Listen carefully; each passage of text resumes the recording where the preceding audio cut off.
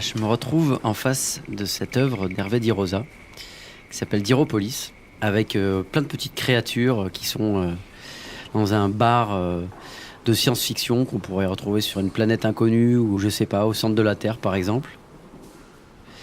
Il y a un pêcheur qui est au bout de sa canne à pêche, on ne sait pas si c'est ce qu'il a pêché ou si c'est son hameçon, mais en tout cas on a l'impression que c'est une tête de mort de pieuvre. Il y a des requins violets.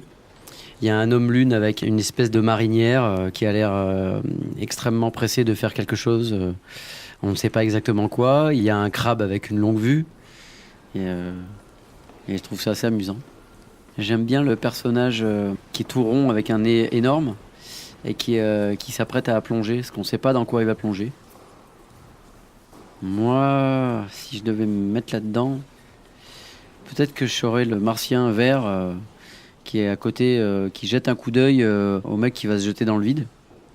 Parce que ça m'intéresse. J'aime bien me jeter dans la foule dans les concerts. J'aime bien me jeter dans le vide en essayant de raconter des histoires, en chantant et en m'amusant à prendre des risques. Et j'aime bien la façon dont il regarde le vide, en fait. Genre, c'est casse-gueule, mais c'est quand même bien amusant tout ça. Même si tous ces univers-là m'intéressent, j'ai jamais cru aux martiens, mais j'aimerais bien que ça soit possible.